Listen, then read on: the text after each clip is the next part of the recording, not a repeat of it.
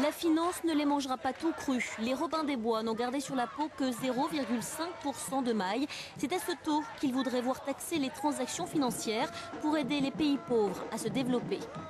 C'est mettre à poil, c'est pas un énorme courage. Faire quelque chose pour sauver 33 millions de personnes dans le monde, c'est un grand geste.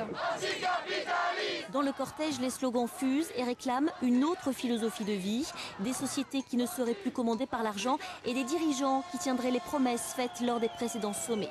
Il y a eu des promesses en matière de réduction de la pauvreté, en matière d'éradication de la faim dans le monde et bien d'autres choses. Et en fait, non seulement il ne s'est rien passé, mais les choses continuent à se dégrader en termes de crise économique, de crise sociale, de crise écologique. On arrive à vivre avec un minimum et on pourrait répartir mieux les richesses, quoi. Pas besoin d'avoir beaucoup d'argent pour être heureux en fait. Bah non. Bah non. Pas besoin.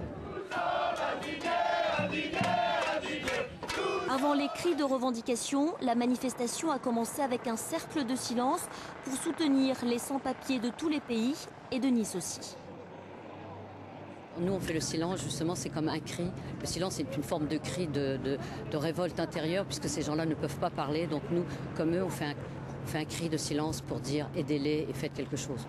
Le cortège s'est déplacé sous très haute surveillance. Et les militants pour une justice sociale étaient moins nombreux qu'à Deauville en mai dernier, autour de 6000 personnes. On a fait peur aux gens en leur disant qu'il va y avoir des débordements, il y aura beaucoup de forces de répression et beaucoup de gens se sont découragés.